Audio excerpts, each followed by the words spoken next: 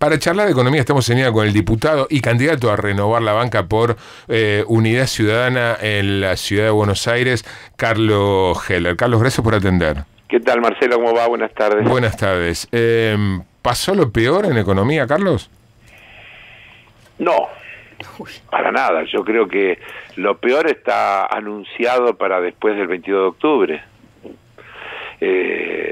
No hay más que leer los diarios cotidianamente y ver lo que dice Standard & Poor's, el documento de la OCDE, los empresarios de la UIA y todos los sectores del establishment que se quejan del supuesto gradualismo del gobierno y le piden que de una vez por todas haga el ajuste que ellos esperan que haga. Así que me parece que ese es el peor escenario, que desde luego probablemente pueda estar condicionado por los resultados electorales.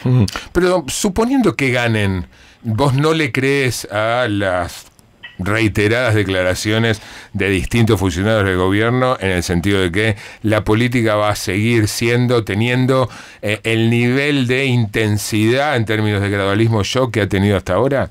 No. ¿No le crees?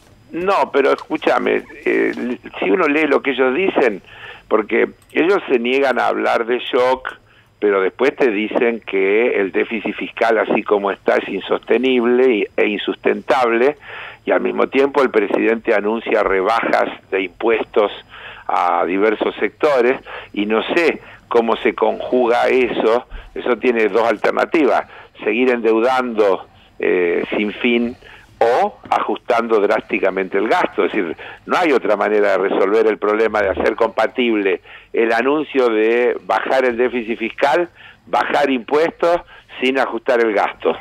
¿Y qué alternativa vos le encontrás a eso, Carlos?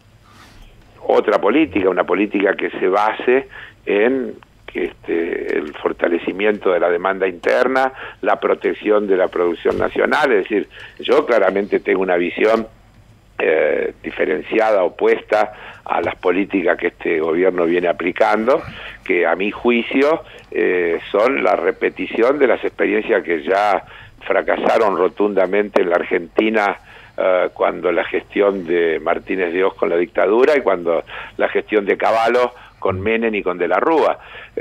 Son idénticas en sus trazos generales, están basadas en la apertura, están basadas en la libertad de precio, en la libertad de tipo de cambio, en todas las libertades supuestas, que en definitiva siempre terminan siendo condenatorias de las libertades de la gente a tener una vida digna. Ahora, a partir de los datos que se conocieron hoy, ¿no? De industria, construcción y salario real, la realidad actual, la presente, ¿está tan mal como la pintan ustedes? ¿Y vos qué opinás? Te pregunto a vos. Pero vos sos economista. No, pero yo no voy a escaparme de la pregunta. Mira, en tu misma explicación, Marcelo, el gobierno pone un dato de un mes contra un mes y parece espectacular, pero después termina diciendo que lo que va del semestre está en cero. Quiere decir que como hay una caída fuerte durante el 2016, de 4,6 en todavía la actividad de la industria sigue estando por debajo de los niveles que existían a fines del 2015. Y eso mismo pasa con casi todos los rubros, donde mires vas a encontrar eso. Me cuesta encontrar la manera de justificar el dato de que mejoró el salario real. La verdad... Registrado, ¿eh?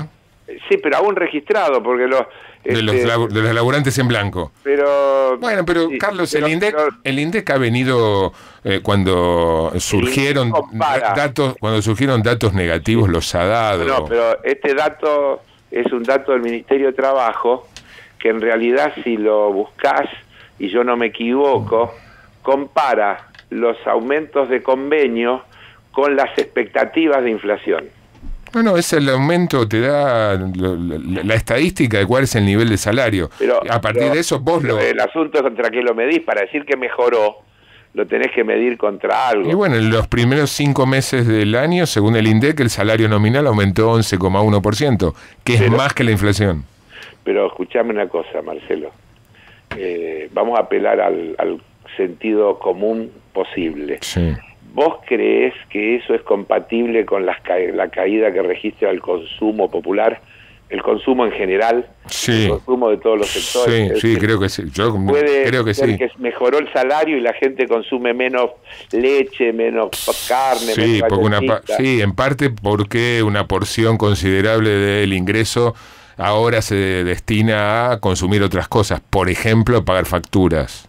Facturas de servicios. No, mirá, eso forma parte de los aumentos, entonces no mejoró el nivel del salario, porque si le alcanza para menos cosas, paga facturas y consume menos, el poder adquisitivo medido en términos reales, que es la cantidad de cosas que puede comprar, empeoró.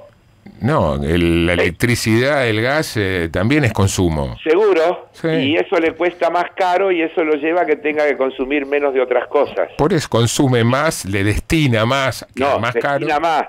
Y entonces, ¿cómo le mejoró el salario real? Porque el salario real es... Entonces, Carlos, o no estás de acuerdo con el dato del INDEC de salario o no estás de acuerdo con el dato del INDEC de inflación.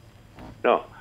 Yo no estoy en condiciones de cuestionar datos porque sé lo difícil que es hacer datos en serio y en general un dato bien hecho no es agarrar 14 productos, sino medir el precio de miles de productos, medirlo... Se supone que es lo que hace el INDEC ahora. Sí, medirlo en distintos lugares porque hay una ponderación que tiene que ver con que los precios no son iguales en todos los lugares, etcétera. Así que yo no me siento en condiciones de decir que el índice de precios no está bien. Lo que digo es que medido en términos... A ver, yo camino por la calle y veo comercios cerrados. Yo también. Bien, muchos comercios cerrados. Hablo con los comerciantes y me dicen que venden menos. Hablo con los industriales, me dicen que producen menos porque tienen menos demanda, porque tienen la competencia de los importados. Tengo un registro de significativos cierres de cuenta por embargos de... ¿Eso a partir del banco? ¿A partir del banco? Sí, dato concreto de la realidad. Es decir, cuenta que se cierran porque les llegan embargos de AFIP y ARBA porque no cumple con la obligación impositiva, no puede pagar. Entonces me cuesta ver cómo es que hay menos gente que trabaja y cómo esa gente consume menos pero al mismo tiempo gana más. Pero bueno, probablemente ahí haya... Dejémoslo como una pregunta. Como una pregunta, ¿no? Carlos, gracias por atender. Chau, un abrazo.